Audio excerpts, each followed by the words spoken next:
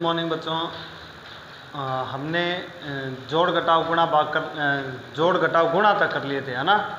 अब आगे भाग देखते हैं। भाग करने की कितनी विधि है अपने पास? 3 विधियां हैं। पहली विधि है निखिलम विधि, सूत्र निखिलम विधि द्वारा भाग करना। तो इसमें भी हमें क्या बात ध्यान में रखनी चाहिए कि जब भाजक का प्रत्येक अंक 5 से बड़ा होता है ना, तो वह भाग इस विधि द्वारा बड़े ही आसान तरीके से बहुत कम से कम समय में हम कर सकते हैं। जैसे एक एग्जाम्पल लिखा है कि 1245 में भाग लगाना है 97 का, ठीक है। तो अब हम करेंगे क्या? सबसे पहला काम होगा अपना आधार लिखेंगे। दिया गया भाजक है वो किस आधार के नज़दीक है? 97 100 के नज़दीक है, तो अपना आधार क्या हो गया? 100 हो गया। अब ये फॉर्मेट लिखना आना चाहिए आपको। तो ये कैसे लिखेंगे? सबसे पहले भाजक लिखेंगे। भाजक कितना है अपना? 97 है। इसके नीचे लिखते हैं पूरक संख्या। अब सर ये पूरक संख्या क्या होती है? पूरक संख्या का मतलब 97 में कितने जोड़ूं या कितने घटाऊं, जो भी हो, कि मेरा आधार बन जाए। तो 97 में कितने जोड़ने पर आधार कितना है अपना? 100 है, 100 बनेगा। तो यहाँ पर हम देखते हैं कि 0 3 जोड़ेंगे ना, तब अपने कितने आएंगे? 100 आएंगे। आधार में 2 0 है, तो यहाँ पर 2 अंक रखने हैं, 0 3, केवल 3 नहीं रखेंगे आप यहाँ पे, ठीक है। इस बात को थोड़ा ध्यान रखेंगे। तो सबसे पहले निखिलम विधि में सबसे पहले लिखते हैं भाजक, उसके नीचे लिखते हैं पूरक संख्या, उसके बाद में 2 ऊर्ध्वाधर रेखा और 1 क्षैतिज रेखा खींचते हैं, खींच ली। अब आधार में कितने 0? 2 0, तो भाज्य के 2 अंक है वो लिख देंगे तीसरे भाग में। 45 आ गया लास्ट में। बचे हुए जो 2 अंक है, जितने भी अंक बचते हैं वो बीच वाले भाग में लिखेंगे। तो ये फॉर्मेट है सबसे पहले लिखने का। इसके बाद में भाग कैसे करते हैं कि पहला जो अंक है उसको सीधे यहाँ पे उतार दीजिए। उतार दिया। अब 1 को 0 3 से गुणा करो, और 1 को 0 3 से गुणा करते हैं, 1 को किसी भी संख्या से गुणा करो, वही संख्या आती है। तो अपने पास क्या आएगा? 0 3 ही आना है। तो ये आगे वाले अंकों के नीचे उतार दो 0 3। फिर आगे वाले इन अंकों का योग करो, कितना आया? 2। अब वही काम करना है। 2 को 0 6 से गुणा करेंगे तो 2 को 0 3 से गुणा करेंगे तो क्या आएगा? 0 6। तो वो आगे वाले अंकों के नीचे लिख दो। लिख दिया। अब लास्ट अंक के नीचे तक अंक आ गए ना, अब इनका भाग हम इतना ही देंगे। अब सीधा इनका योग लिख दीजिए। 7 4 और 3 7, 6 और 5 11, आ गया 1, और 7 और 1 8। अब भाग लगा रहे हैं 97 का, ये बनता है अपना शेषफल। तो ये देखना जरूरी है कि जो शेषफल आ रहा है वो भाजक से छोटा है या बड़ा। छोटा है तब तो ये अपना शेषफल बन जाएगा, और बड़ा होगा तो भाग एक बार है और लगाएंगे। तो भाग लगा रहे हैं 97 का, और शेषफल 81 या छोटे है, तो ये मेरा बनेगा शेषफल। और ये क्या हो जाएगा? भागफल। बस आपको फिर ऐसे लिखना चाहिए। अतः जब 1245 में भाग लगाते हैं 97 का, तो भागफल कितना आता है? 12। वह शेषफल है 81। इस प्रकार से लिखना चाहिए, और फिर इसको बॉक्स में बंद कर दीजिए। ये आपका उत्तर। अब इसी तरीके से आप यदि भाजक के प्रत्येक अंक है वो 5 से बड़ा है, तो आप सूत्र निकलम विधि से भाग कर सकते हो। मैंने यहाँ पे 3 एग्जाम्पल लिखे हैं आपके लिए, तो ये भाग आप खुद करके देखेंगे। यदि कोई समस्या आए तो आप बिल्कुल पूछ सकते हो कमेंट बॉक्स में कमेंट करके, ठीक है। तो बच्चों, सूत्र निखिलम द्वारा भाग तो हमने सीख लिया। जो एग्जाम्पल दिए थे वो करके देखना, और कोई डाउट हो तो ज़रूर पूछना। अब 2 नंबर विधि अपनी सूत्र प्रावर्त्य योजित द्वारा भाग करना। तो ये जो पहली विधि थी ना, बिल्कुल वैसी है, ज़्यादा कुछ डिफरेंस नहीं है। क्या अंतर है वो देख लेते हैं कि एक तो जब भाजक का प्रत्येक अंक 5 से छोटा होता है ना, तो वह भाग है वो सूत्र प्रावर्त्य योजित विधि द्वारा बड़ी सरलता से किया जा सकता है। जैसे मैंने एक यहाँ पे एग्जाम्पल लिखा है कि 1358 में भाग लगाना है किसका? 113 का। तो ये भाजक का प्रत्येक अंक देख लो 5 से छोटा है ना, तो ये आसानी से कर सकते हैं। किस विधि द्वारा? परावर्त्य योजित विधि द्वारा। और इसमें हमें सबसे पहले क्या लिखना होता है? आधार लिखते हैं कि दिया गया भाजक किस आधार के नज़दीक है, ठीक है, निकटतम आधार लिख लिया। अब ये फॉर्मेट लिखना ज़रूरी है, ये आना चाहिए आपको। सबसे पहले भाजक लिखते हैं, भाजक यानी जिस संख्या का भाग लगाते हैं, भाजक लिख लिया।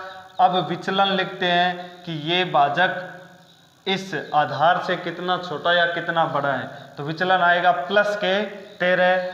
अब इसके नीचे लिखते हैं परावर्तित अंक। अब विचलन के जो अंक है ना, अंक के जो चिन्ह है उनको बदलना है। दोनों चिन्ह प्लस के हैं तो ये दोनों किसके हो जाएंगे, माइनस के हो जाएंगे। इतना विशेष यही ध्यान में रखना है। बाकी आगे जो भी प्रक्रिया है वो जैसे सूत्र निखिलम द्वारा भाग किया था वैसे इसमें करेंगे। कैसे किया था, सबसे पहला अंक है वो नीचे उतार दो, सीधे ही उतार दिया। अब इस अंक का गुणा करेंगे परावर्तित अंक से। 1 से किसी को गुणा करते तो वही संख्या आती है। 1 को -1 से गुणा करूंगा तो -1 और -3 से गुणा करूंगा तो -3 ही आएंगे। तो ये आगे वाले अंकों के नीचे उतार दो, -1 और -3 उतार दिया। अब आगे वही काम करना है, इन दोनों को जोड़ो। 3 तो है प्लस के, 1 है माइनस का, तो कितने बचेंगे, प्लस के 2। अब फिर वही काम करना है, 2 का गुणा करो -1 -3 से, तो -1 से गुणा किया तो -2, -3 से गुणा किया तो -6।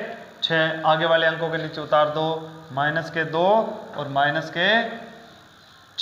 लास्ट अंक के नीचे तक अंक आ गया ना। अब आगे वालों को जोड़ के लिख दो सीधा, 8 प्लस के और 6 माइनस के, बचेगा कितना, 2।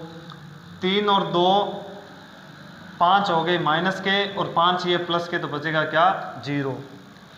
अब यहाँ पे हमें क्या देखना है, हमें ये देखना है कि जो भागफल आया है, जो शेष फल आया है, वो भाजक से छोटा है या बड़ा है। तो भाग तो लगा रहे हैं 113 का, और शेष फल आ रहा है 8, 0,2 आ रहा है ना, 2 आ रहा है शेष फल। तो शेष फल भाजक से छोटा है यानी भाग और नहीं जाएगा, तो ये मेरा क्या बन जाएगा, भागफल, और ये बन जाएगा शेष फल। और लास्ट में आपको लिखने में बिल्कुल ध्यान रखना है कि अतः 1358 में जब भाग लगाते हैं 113 का, तो भागफल कितना आता है, 12। वह शेष फल कितना आता है, शेष फल आता है 0,2। इस प्रकार से लिखना चाहिए, और इसको बॉक्स में बंद कर दीजिए, है ना। तो आगे बात समझ में। अब इसी प्रकार से आपके लिए मैंने यहाँ पे 3 एग्जाम्पल लिखे हैं, तो ये आप सवाल खुद करके देखेंगे। और इसमें मैंने एक विशेष भी दिया है कि इसमें क्या है, भाजक का जो प्रत्येक अंक है वो 5 से बड़ा है, फिर भी इसको किससे करना है, परावर्तित योजित विधि द्वारा, ठीक है। अब इसमें चेंज क्या होना है, वो विचलन और परावर्तित अंक हो जाएंगे। विचलन माइनस में आएगा तो परावर्तित अंक प्लस के हो जाने, और कोई चेंज नहीं है, भाग हो जाएगा। और फिर भी यदि किसी की कोई समस्या आती है, कोई डाउट होता है, तो वो कमेंट करके पूछ सकता है। अब अपने भाग करने की तीसरी विधि बची है ध्वजांक विधि। और ध्वजांक विधि द्वारा भाग करना, इसमें एक बात आप ध्यान में रखना कि इस विधि द्वारा सभी भाग है वो सरलता से किए जा सकते हैं, चाहे उसमें भाजक का प्रत्येक अंक 5 से छोटा हो या 5 से बड़ा हो, ये कोई मायने नहीं रखता, ठीक है। अब इस विधि में आपको कुछ एक पॉइंट आपको ध्यान में रखने हैं, ताकि अगर वो ध्यान में रहते तो आप सरल तरीके से लिखने में एकदम सीधा सुस्पष्ट लिख सको, गलतियां कम से कम हो आपके। तो मैंने एक एग्जांपल लिया है यहाँ पे, देखो कि 98,765 में भाग लगाना है 87 का, ठीक है। तो सबसे पहला काम क्या होगा अपना, सबसे पहला काम होता है कि जो भाजक है उसको 2 भागों में बांटना है। और 2 भाग कौन से हैं, एक है ध्वजांक और दूसरा है मुख्यांक। अब ध्वजांक किसे मानते हैं और मुख्यांक किसे मानते हैं, तो ध्वजांक तो होता है इकाई का अंक जो होता है ना, उसे लिखते हैं हम ध्वजांक, और शेष जो अंक बच जाते हैं वो सारे क्या होते हैं, मुख्यांक के रूप में लेते हैं। तो ध्वजांक कितना हो गया अपना 7, मुख्यांक हो गया 8, वही है 2 ऊर्ध्वाधर और एक क्षैतिज लाइन खींचेंगे। अब तीसरे भाग में कितने अंक रखने हैं वो इस पर डिपेंड करता है कि ध्वजांक में कितने अंक है, एक ही अंक है, तो भाज्य का केवल एक अंक तो तीसरे भाग में आएगा, और बचे हुए 4 अंक लिखेंगे हम बीच वाले भाग में। लिख दिया, यहाँ तक समझ में आ गया।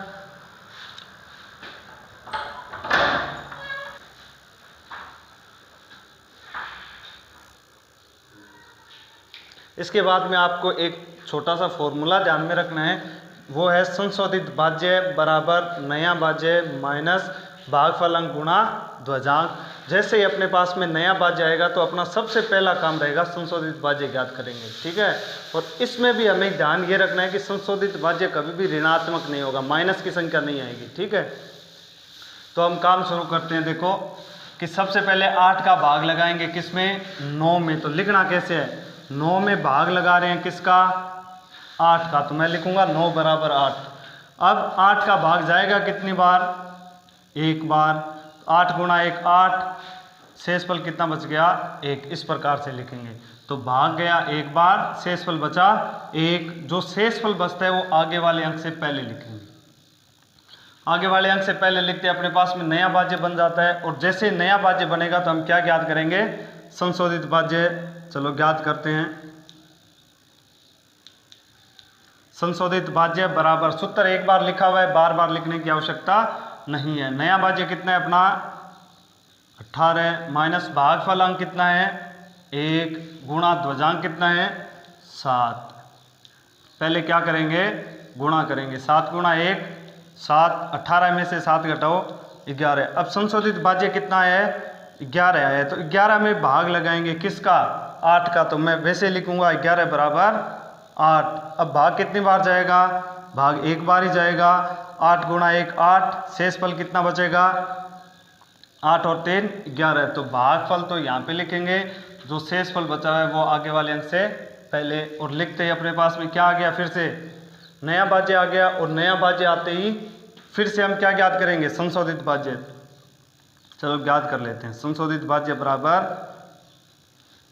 नया भाज्य कितना है 37 माइनस भागफल अंक 1 है गुणा ध्वजांक 7 है। पहले गुणा करेंगे, 37 माइनस के 7, 37 में से 7 घटाए 30। अब संशोधित भाज्य में फिर भाग लगाएंगे, किसका भाग लगाएंगे, 8 का भाग लगाना है। तो मैं लिखूंगा 30 बराबर 8। अब भाग कितनी बार जाएगा, 8 तिया 24, 8 चौका 32, ज़्यादा हो जाते हैं तो 3 बार भाग जाएगा। 8 तिया 24 और शेषफल कितने बच गए 24 और 6 30। तो भाग गया 3 बार, शेषफल बच गए 6। तो 6 को उतार दो आगे वाली संख्या से पहले। फिर से अपने पास में क्या आ गया, नया भाज्य आ गया। और नया भाज्य आते ही हम क्या ज्ञात करेंगे, संशोधित भाज्य। यही प्रक्रिया लास्ट तक हम अपन को दोहरानी है।